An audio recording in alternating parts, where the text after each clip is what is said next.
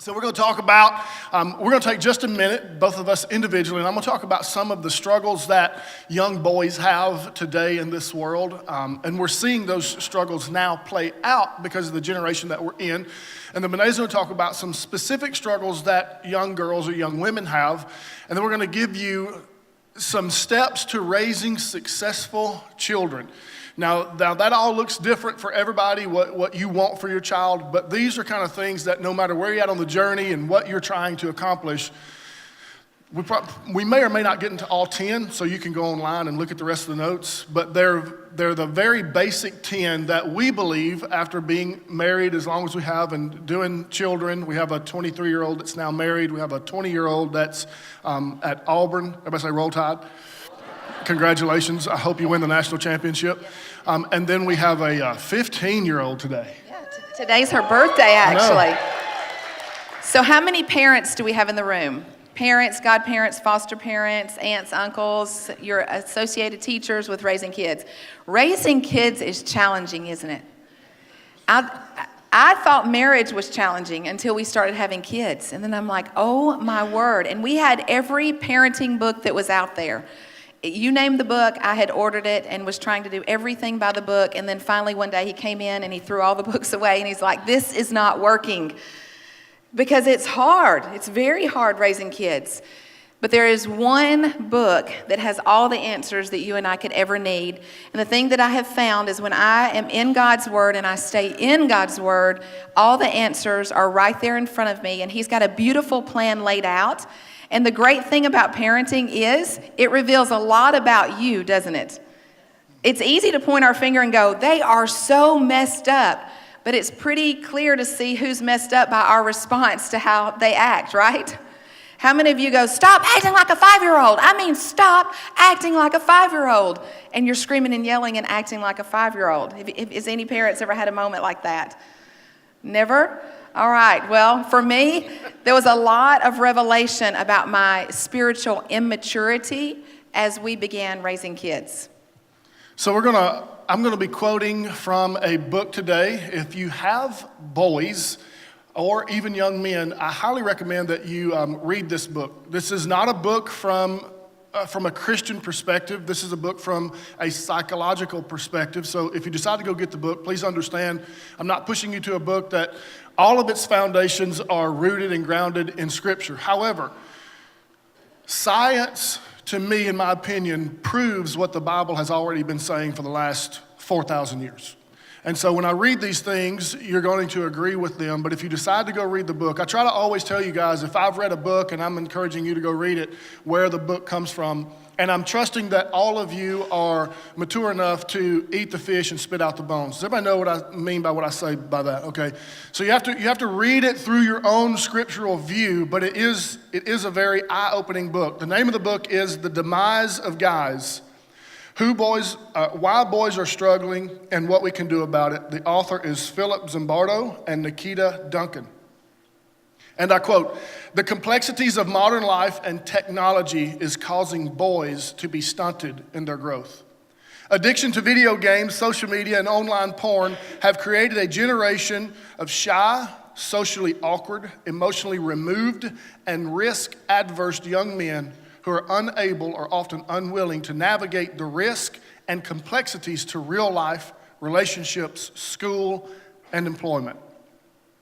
I'll go on and then I'll make some comments. By age 21, a boy will have spent 10,000 hours playing video games, and 2/3 of that time will be done alone. It is a $68 billion industry. The false reality of porn is robbing young men of their ability to relate. If you Google the word porn on Google, you'll get 1.3 billion results. It is a multi-billion-dollar industry that is winning the hearts and minds of young men everywhere. And young women are beginning to surpass the addiction to porn that young men have been known to own. Men are becoming more shy and their world is being reduced to the size of their bedrooms. Men have become more relationally weak, and it starts at the age of 14 or younger. By the time a man marries and wants to become sexually active, he cannot relate mentally, emotionally, or physically in a normal way. We're seeing boys at the age of 21 regularly with ED because they are unnaturally stimulated by the age of 12 or earlier and can no longer achieve a normal erection. The average age now for a man to be married is 28 because he still lives at home with his parents. They don't want to start a family or a career because they just want to play around. I was just going to make a side note to that.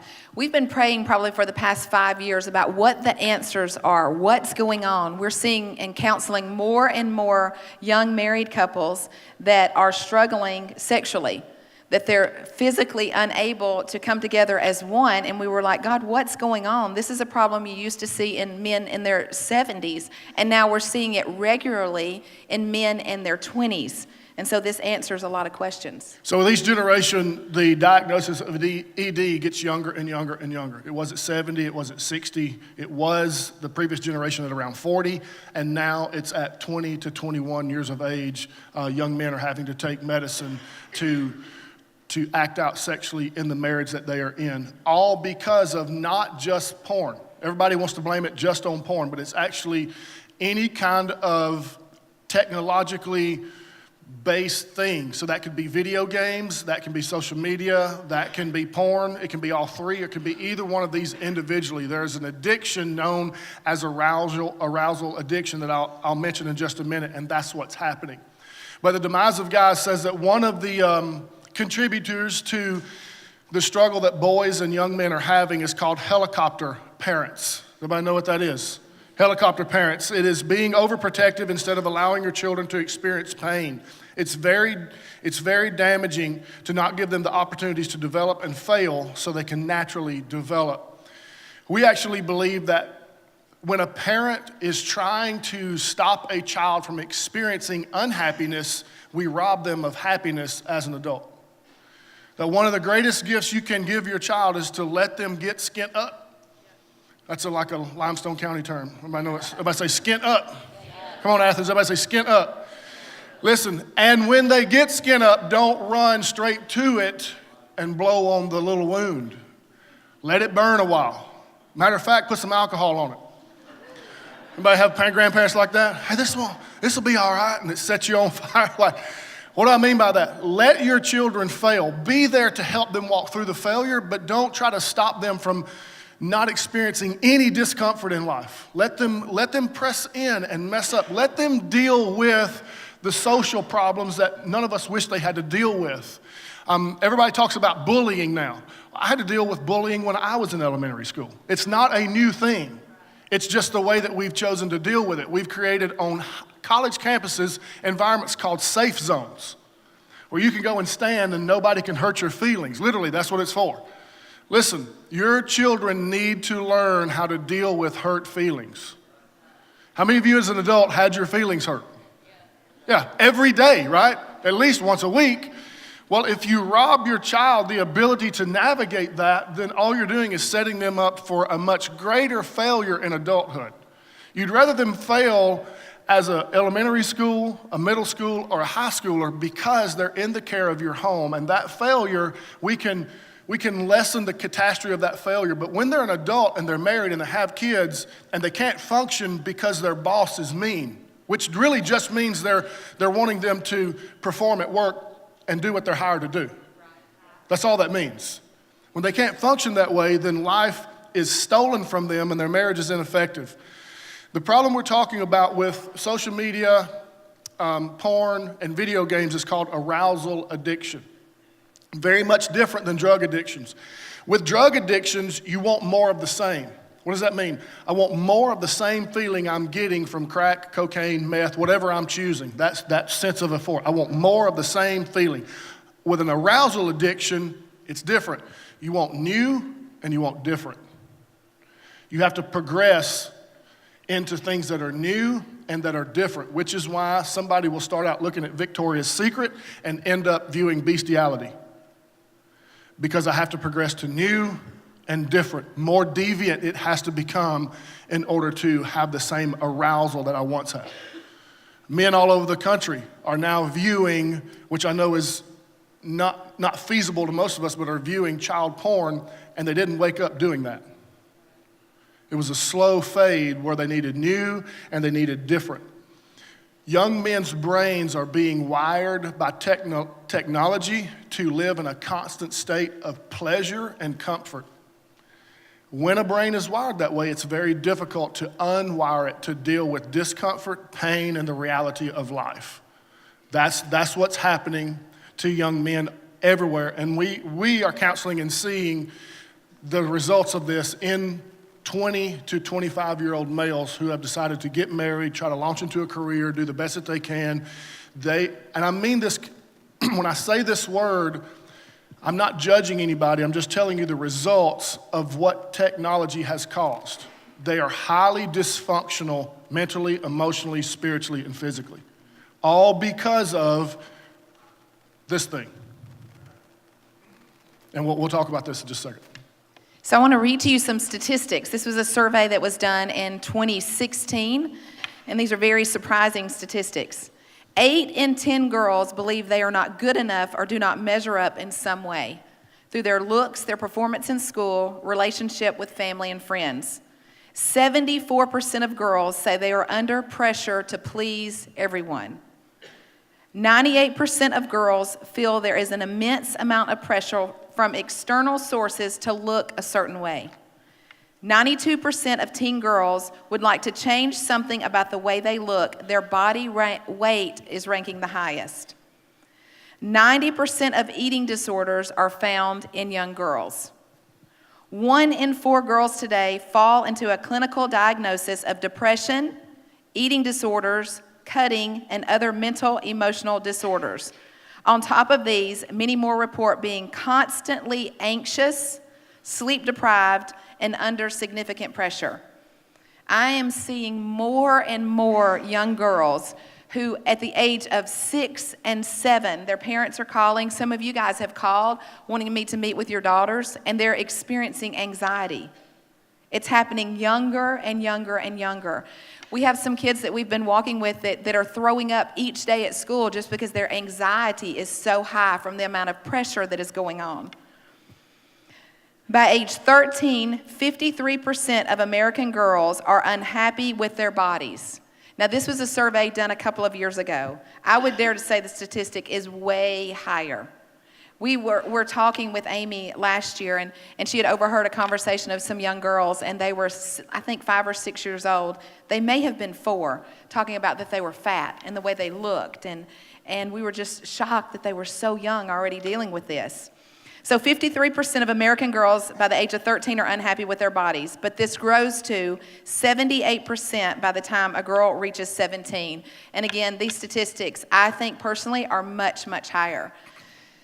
When I first looked into the eyes of Ella, I wanted a daughter so bad, but when I first looked into her eyes, I had been teaching on the genealogy tree a few weeks earlier before she was born, and when I looked in Ella's eyes, I thought, I do not want the struggles that I have carried my whole life to be forced onto her by the way I choose to parent and raise her. So when I looked into her eyes the very first time, I made a commitment to God. I said, Lord, I promise that I will not use the F word. I will not say I'm fat. I will not stand in front of a mirror and go, oh my gosh, I need to lose some weight, look at my body. And I made that commitment. She's 15, and she has never heard me say that. So it's something that we can do, but you have to take that option off the table. But through that, it's helped me with my own personal self-esteem, because if you're not constantly saying you're fat, then you don't feel fat, even if you put on a little extra weight. If I'm not constantly looking in the mirror and checking myself out in that way, then it helped my own personal self-esteem. So I'm not saying this to brag on me. I'm saying this to brag on God, because He wanted us all to see that there is a way we can parent our kids. There's a way we can parent our girls that our genealogy tree can completely change. It doesn't have to be self-esteem, insecurity throughout your genealogy tree. It can be, I'm secure in Christ. I know who I am in Christ. Like, we have an opportunity to change the generations of daughters that are going to come behind us, women. But we have to change the way we think about ourselves, because these statistics are just getting higher and higher, and we're not okay with it, and we don't want you to be okay with it. So for about the next 15 to 20 minutes, we're going to do the best that we can to communicate to you the 10 things that you need to do to alleviate these problems. Because here's the question: can this trend be reversed? 100% yes. However, it's going to take a lot of work by parents. So how many parents of young boys, teenage boys, or young men in this room? Raise your hand. Does not matter if they're 28, but like you have okay. Now, how many parents of girls of those ages in this room? All right. How many of you in this room have influence over a student's life to some level? You're a mentor, these are small groups, something. Okay, so that gets most of everybody in the room and most everybody at Athens. So we need to pay really close attention to what Benet and I are going to talk about and give to you, because one of the greatest things you can do is help build a child's self-esteem. If I tell my daughter Ella, not all the time, but if I tell her, what I mean by not all the time is her response to me is, "You look so beautiful," she'll say, "I know." Some people go, "Well, that's very arrogant." No, that's called self-confidence.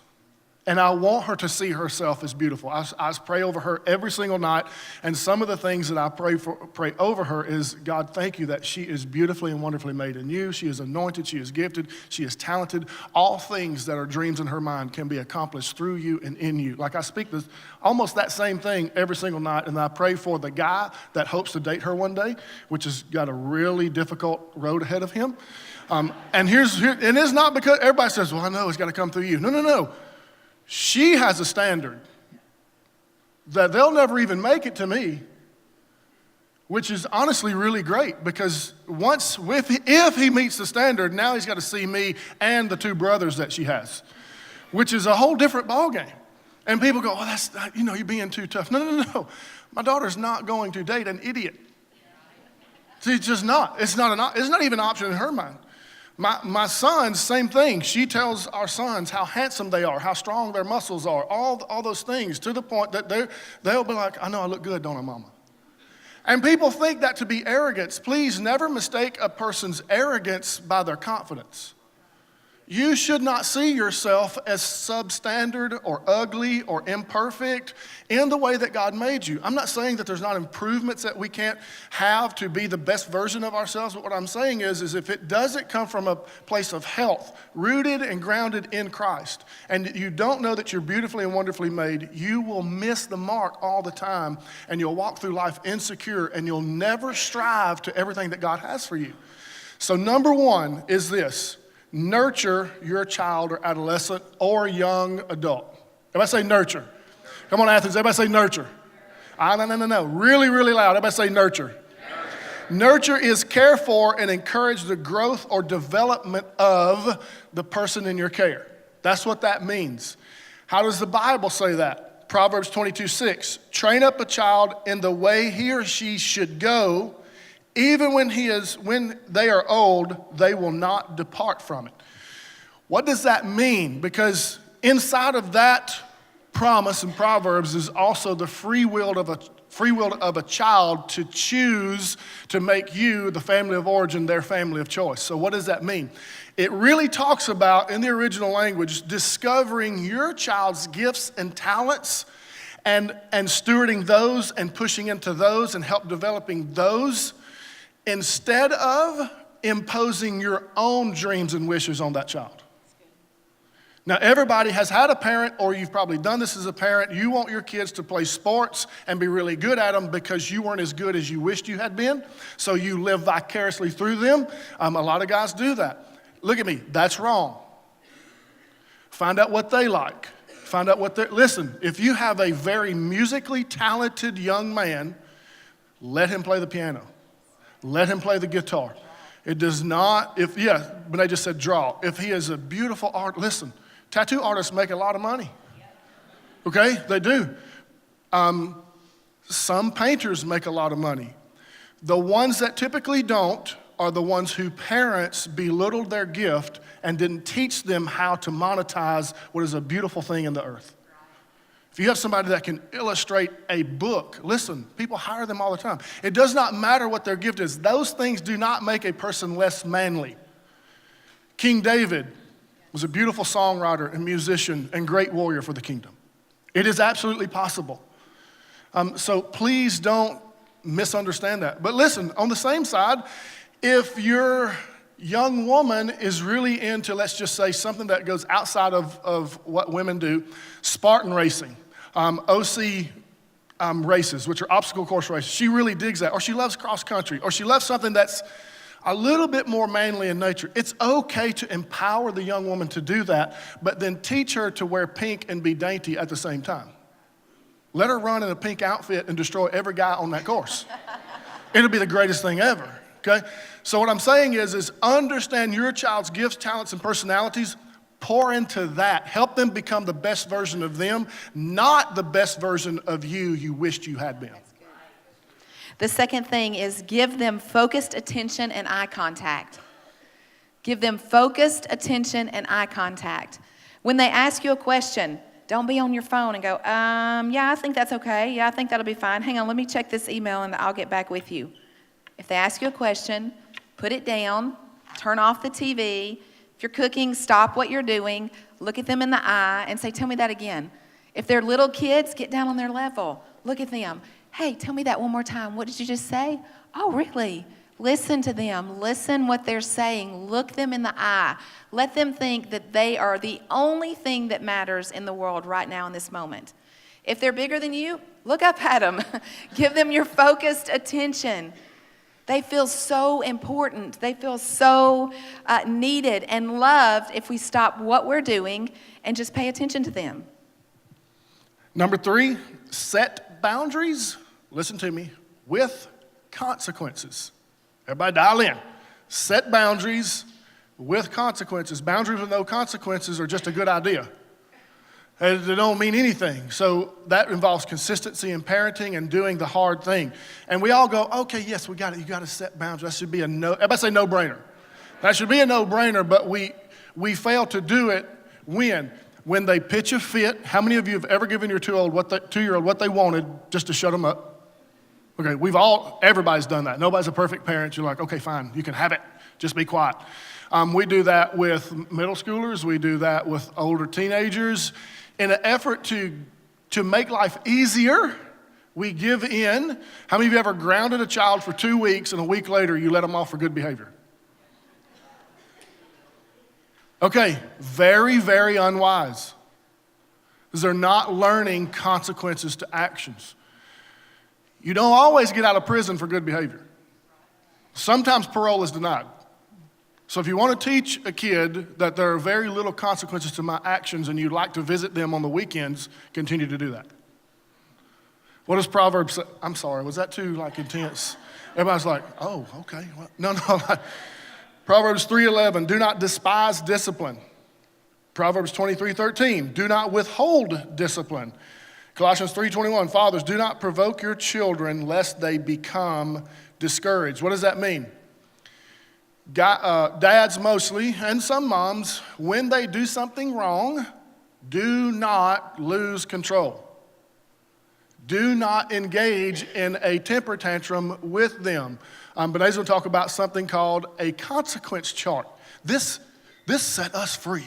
It did. It was the best thing ever. And I'll never forget when Garrett was 16, we pulled it back out and put it on the refrigerator. He's like, really? I'm 16. We're like, well, you're not acting 16, so we need the consequence chart. You know, when you're in the middle of your child getting in trouble and tension is high in the house, it's very easy to make a choice to lose control. Now, listen to what I said. Make a choice to lose control. We do not have to lose control. For me, with parenting, it revealed to me, like I told you at the beginning, where I was emotionally and spiritually and how immature I was emotionally and spiritually. I was constantly allowing our kids, I was making the choice, when they were misbehaving, I would lose it and act just as silly as they were acting. I would scream back with them. I would fight back with them, completely losing control. And so if you're in here and you have young kids and you go, yes, I'm there. I'm about to free you up. Go home today, make a consequence chart. Bring everybody in, dad or mom, whoever it is, grandparent if you're raising your grandchildren, bring everybody in, have a family meeting and say, come here, everybody sit down. Today, everything is changing in our home for the best.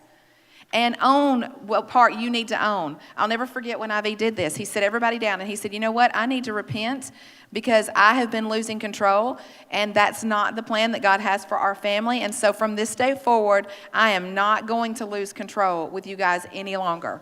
There's not going to be any screaming. There's not going to be any yelling. Here is a consequence chart.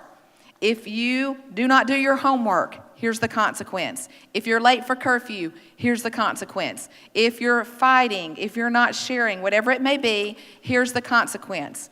We're putting it on the refrigerator, and so then when somebody would misbehave, we'd say, all right, go figure out what your consequence is. Go figure it out.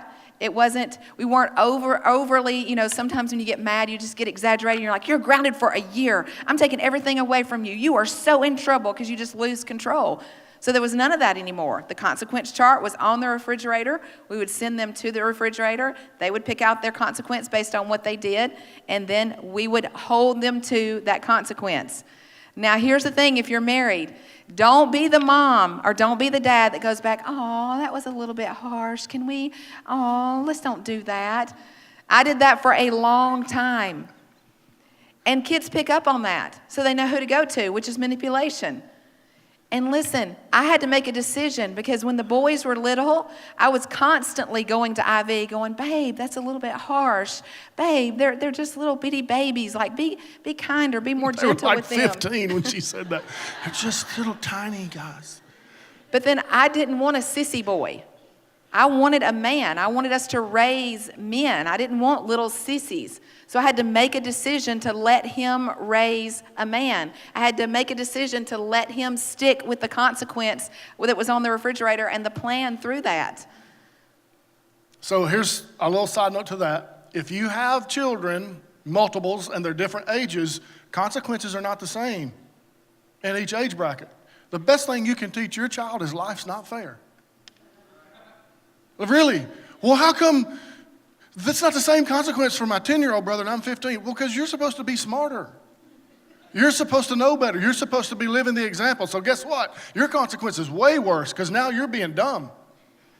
Well, let's use positive reinforcement. This is parenting 101 right here. Listen, I don't really speak that way to Ella because she's a young girl, so there's even a different language with raising young men.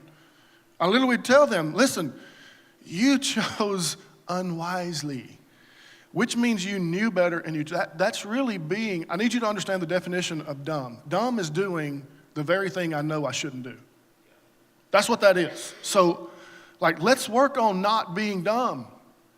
But you're older, so your consequence is worse than your younger brother. Now, sometimes they both are in it together. How many know brothers are in it together? And then you have to make on-the-fly decision. Okay, we're gonna adjust especially if it's real bad. Like if they almost burn your house down, that's not on the chart. How many Bearman boys? How many know what I'm talking about? Like it's just there are some things they do that you didn't preconceive that would even be possible, and you have to go, okay, all right. This consequence is the closest to that because where is your brain at all? Like how many of you just raised boys and you go, what is going on? So there are times that you have to do that. But listen, I'm going to give you the greatest tool before you engage somebody who almost burned your house down. It's called breathing. Everybody in here just take a deep breath. Everybody feel a little bit calmer now? Now, depending on how bad it is, you may have to take 6 of those before you engage. But what I'm trying to do is don't engage emotionally. Don't engage emotionally. Engage as the father, engage as the mother, engage as the adult above the situation, trying to get your children to see the why behind the consequence, not just the hammer. Everybody say the hammer. All right, so the next one is love them. Everybody say love them. No, really loud. Everybody say love them. I need you to love them physically, emotionally, and spiritually. Check this, the way they need to be loved, not the way you want to love them. Super, super important. All of your children, every single one of them probably have different personalities, which means they have different love languages, so you need to know how to love them. Virginia Satir, respected family therapist, says, we need 4 hugs a day for survival. We need 8 hugs a day for maintenance. We need 12 hugs a day for growth, unless you're Joshua Marsh and you need 27. Okay? It's different with every child, and you have to get over yourself. When you chose to get married, there's a level of unselfishness that you chose, but when you have children, that's a whole different ballgame. It is no longer ever about you. I'm not saying that you don't maintain and date and let them see that, but what I'm saying is you can no longer choose to be selfish in the way that you love them. Listen to this. Hugging triggers the release of oxytocin, also known as the love hormone. This feel-good hormone has many important effects on our bodies. One of them is growth stimulation. Studies show that hugging can instantly boost the level of oxytocin. When oxytocin is increased, several growth hormones, such as insulin for growth factors and nerve growth factors, are increased. The nurturing touch of a hug can enhance a child's mental, physical, emotional growth. And depending on your personality, hugging may not be natural to you. Seriously, I talk with a lot of moms and dads that are like, you know what, I'm not a hugger. I don't like hugging. Ivy has always been great to love all over me and just hug me, but it wasn't natural for him to love all over the boys. It felt weird to him. You would see the boys go in for a hug, and he would hug them and tell them he loved them. But then along came Josh, and Josh is like an extended hugger. He wants to stay in it. He wants to put his head on his shoulder. And it was, Ivy would just be like, and so we talked about that. And he was like, it's just, I don't know, he lingers too long, huh? And like, he stays in there. Why doesn't he just, me and Garrett hug, and then we're done? But the beautiful thing about God is he's always teaching us things. And in parenting, I've learned more about myself. He's learned more about himself than we've even learned about our own kids. And God has used our kids to answer our prayers, but to make us kinder, to make us more loving. And you just had to start embracing hugging. So kind of explain that, because we talk to a lot of parents that it doesn't feel natural to them. You just have to, you just have to decide to do that which is uncomfortable. Like, Josh is a grown man, and he wants to snuggle in my bed in his underwear with me. It's just, and he doesn't care. He thinks he's literally 6 years old. Like, I don't understand it, because that's not my personality. My love language is physical touch with one person on the planet. This one right here. Everybody else, I don't care if we ever hug. Like, I'm not meaning, but I'm just telling you, I got a lot of personal space, except when it comes to her. But Joshua invades all my personal space all the time. If he sits down on the couch, he literally gets in basically his lap. Like, it's all the time. And it's been this way since he was born. When he was little, Ivy would stop and Joshua would run into him. Garrett needs a lot of personal space. Yep. Ella needs a lot of personal space with some people. So I had to learn to parent them. Because I'm a hugger like Josh. I would just be like, Garrett, come sit. She has no personal space. I would say, Garrett, come sit in my lap. He's like, Mom. I had to go, all right, that's not his love language, and I'm okay with that. With Ella, I'd say, come here, sis, let's snuggle. Don't you want to snuggle up? No, not really. And I'd have to go, okay, I'm not taking that personal.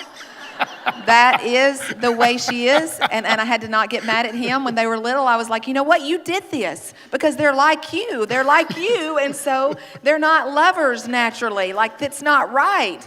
I had to think, no. There are different personalities. And you have to understand what each person's personality, what each child's personality is, and what their love language is. But I have watched God with both of us. I've watched God with me learn to respect other people's personalities through raising Garrett and Ella. And then with Josh, I've watched him become much more caring and much more loving. So our kids are always teaching us something. So we are at number 5, which means we have 5 more to go. It's 10:02. We've got time. We can run through quickly. Blow through them? Mm-hmm. Everybody okay? Everybody okay in Athens? Awesome. Yeah. I heard you all the way here. Go, yeah. Okay. I'll blow through 5, 6, and 7, and then you'll take 8, 9, and 10. How about that? All right. So number 5, set routines. If I say set routines, bedtimes, wake-up times, and I honestly don't care how old they are. If they're in your house, help set them a routine. All people in general, adults as well, they work better with routines. Have set meal times as best you can. I understand schedules and all those, but sit down together as a family, eat a meal. Even if you're a single parent and it's you and you have an only child, sit down to dinner. It's a time to have conversation. And do me a favor, make them eat what you cook. Like, do them a favor. Do not make them chicken nuggets 5 days a week because they don't know how to eat a green bean. Or macaroni and cheese. It's okay. They will eat when they get hungry. They Promise may you. go to bed hungry a couple of nights in a row, and that's okay. Again, you got to think, when you're parenting even a 2-year-old, a 3-year-old, you're setting up the way their brain is wired. The world does not revolve around us. It does not revolve around us. You're going to be at someone's house eating dinner, and at 35, they're not going to make you macaroni and cheese and a corn dog. Seriously. I want us as Epic to raise healthy kids. Stop making them what they want. Plan a meal. Make them adjust to it and teach them healthy eating habits. Because again, you're wiring their brain. God has entrusted you with a child. And he's entrusted you for you to teach them how to glorify him in everything. So don't make it all about them, because life is not that way. Say, we're having spaghetti. Well, I don't like spaghetti. Well, I don't guess you're eating tonight, but I love you and we're having spaghetti. Well, I want this. Well, we're not having that tonight. Period. I want McDonald's. We're not going to McDonald's. But I want McDonald's. Let's go look what the consequence chart is, because now you've asked me that 2 times. I'm not losing control, and we're not going to McDonald's. The greatest phrase when they break a consequence is look at them going, that's unfortunate. It's the greatest phrase in the whole world. Because I don't lose control. Yeah, and then you feel like such a grown-up. You're like, oh my gosh, I passed that test. I did not scream. I did not yell. I am growing up. I'm growing on the transformation card. I am watching myself grow. So number 6, teach compassion. Notice I did not say sympathy or empathy, because neither of those are in the Bible. We're not called to be sympathetic or empathetic. We're called to have compassion. I don't have time to dive into that, but you just need to know sympathy and empathy almost always victimizes yourself or the other person. It causes you to relive something that happened, and it causes them to stay in it. But it's okay to have compassion, which means I want to help you grow through this. Everybody say grow through this.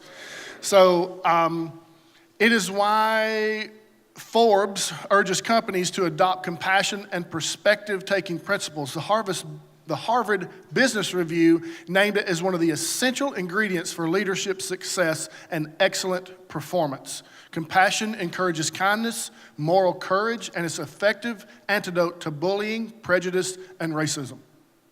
Everybody say compassion. Teach your children compassion.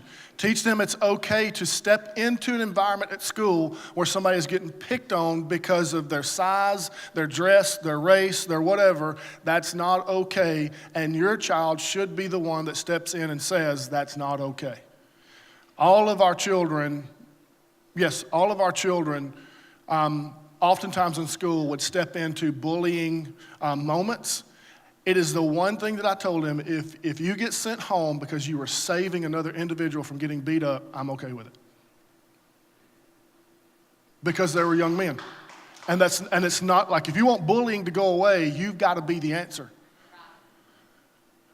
Listen, both of my boys, one did get sent home and one became very close to being sent home because they chose to not strike or hurt, but physically remove a person from a classroom that would not stop.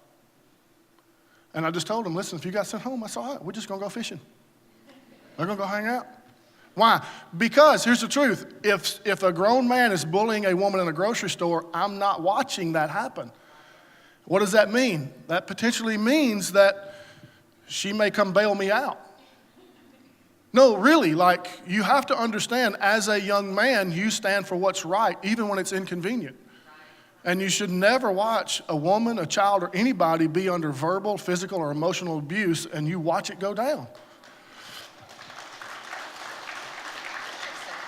Okay. All right, number 7, give them chores. Everybody say work. Listen, kids need to understand to cut the grass. If you have children, you don't have to hire a yard guy. You own one. And then they're going to ask you, well, how much I get paid? You say, do you eat? Do you live here?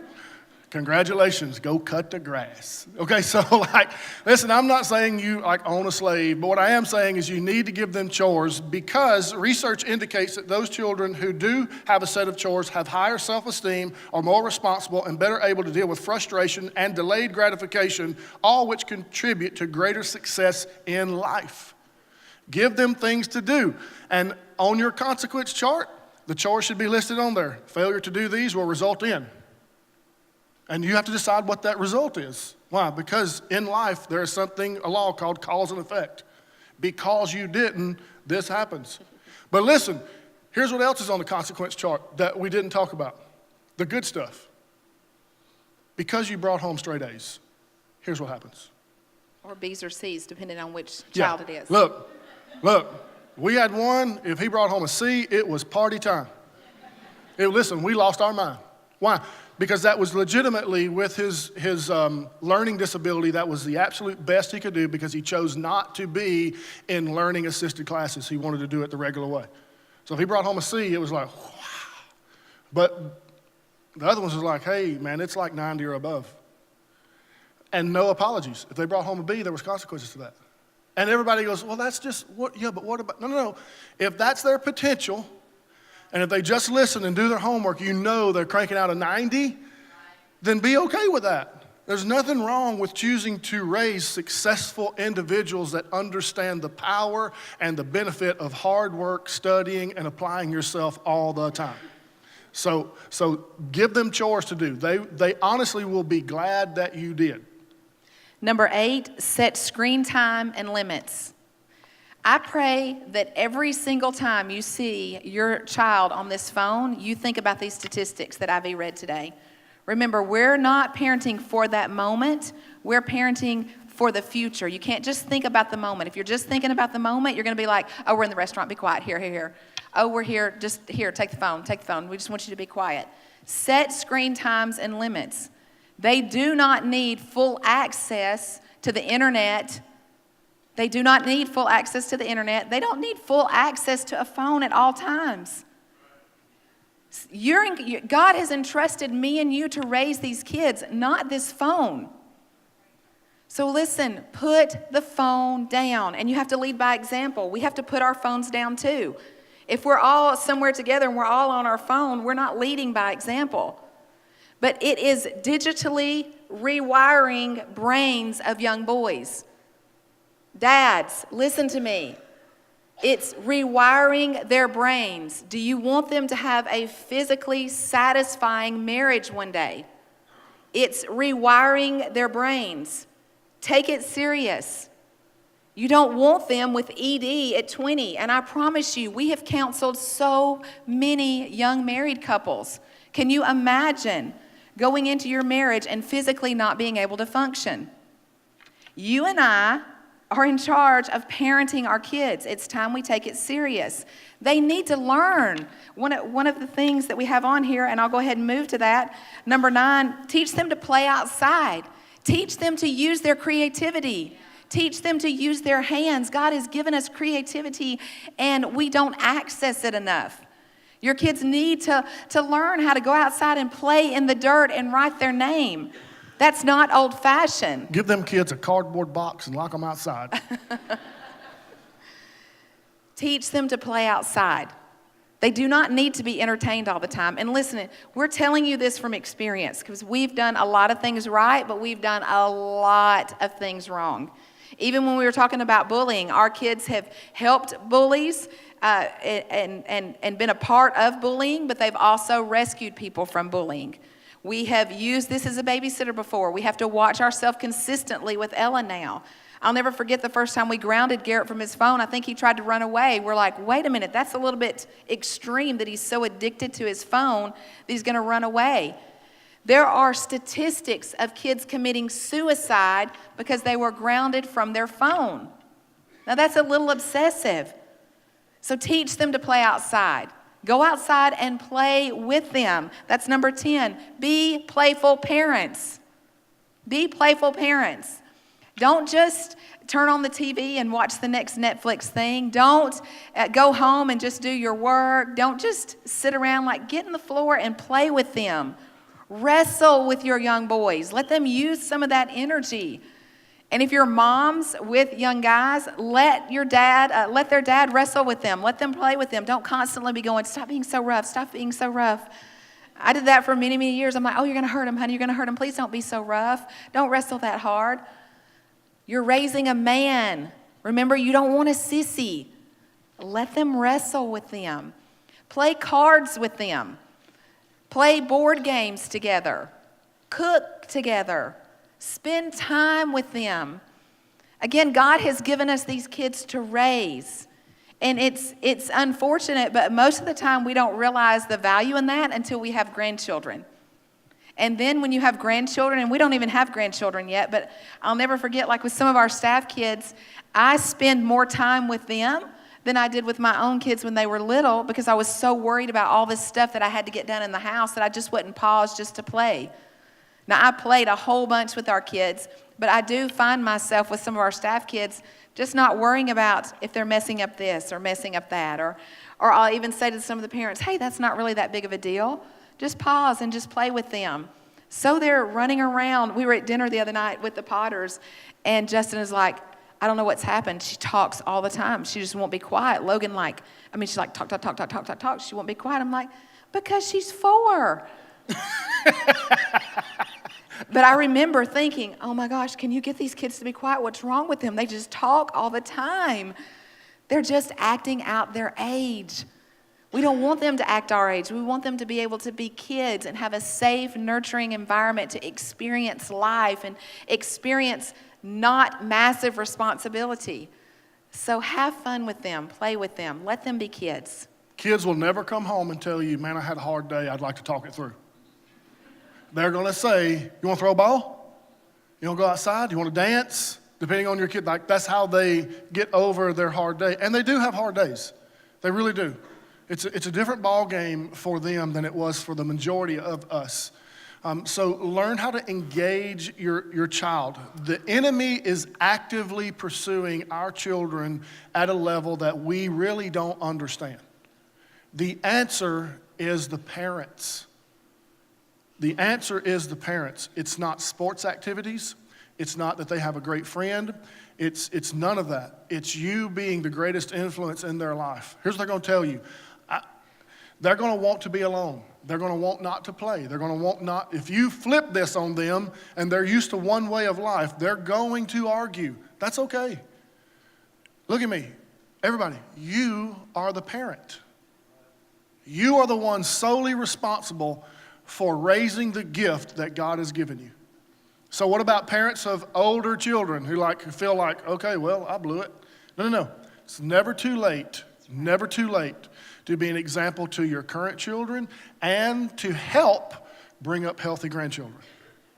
It's never, ever too late inside the kingdom. So I hope this has helped you. We ran over just a little bit. So if you would you give Athens a round of applause? I want to turn it over to Pastor Justin there in Athens. We love you, Athens, Alabama. Thank you so much.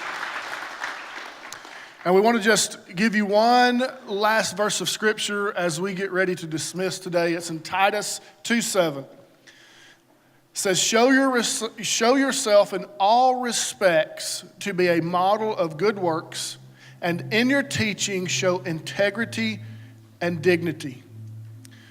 We just own the reality that our children have taught us as much, if not more, than we've ever taught them. They taught us to navigate different personalities because nobody, if you have multiple children, has the same kid. They're all different in the way that they view life, the way that they communicate, the way that they love. All their personalities are radically different. They taught us to love deeper. I think one of the greatest gifts that God gives us as humans is our spouses, because that teaches you first. It's the first place you learn to deal with a different personality, to love deeper, but then children. Like the minute they're born, there's this instantaneous love that you've never experienced or even known that was possible. For the person who has one child who's deciding to have a second, their fear is, can I ever love the second one as much as I love the first one? And the answer is yes, it's just different. With every child that is born, your capacity to love increases because that's how good God is. And what's awesome about God is God has no grandchildren. God has all children and he loves them all the same.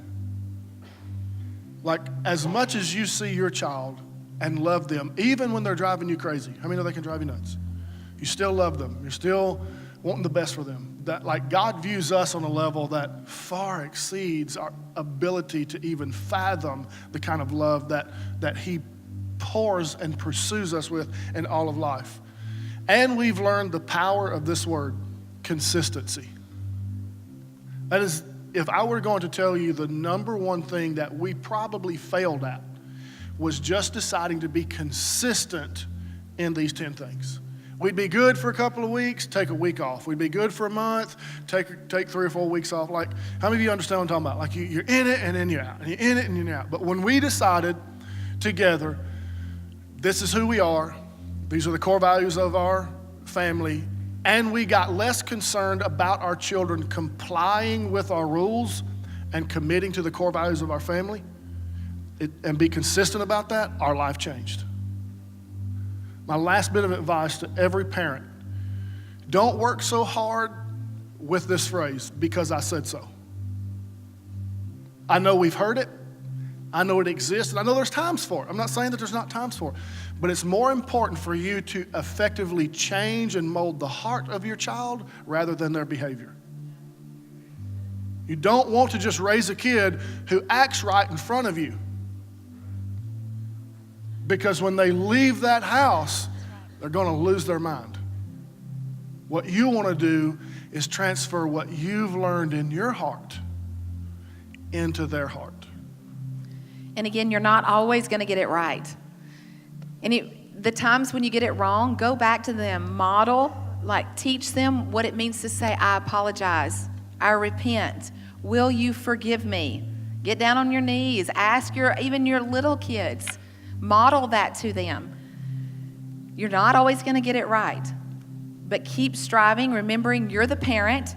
Keep thinking not about the moment, keep thinking about the future. Keep remembering God has entrusted me, he trusted me to raise this child. God, I am going to be responsible with the gift you've given me. And to all of our grandparents in here, your kids may not have these same values, but remember, that's their kids. So show respect and honor. Show honor, which is a core value that we have here at Epic. Honor your children. They may not respect these. So don't go try and say, okay, we've got some new things that we're going to do. They may not have adopted this. You just love the best way that you can with the tools that you've been given at your home. Don't try to force your way on them. Honor and respect them. Love is the only thing that's going to change their heart. Not by you harping on them, because that wouldn't have changed yours in the moment. You would have believed that was the best way to parent also. So be respectful, be honoring, and respect their values that they have in their family. Does this help anybody? Awesome.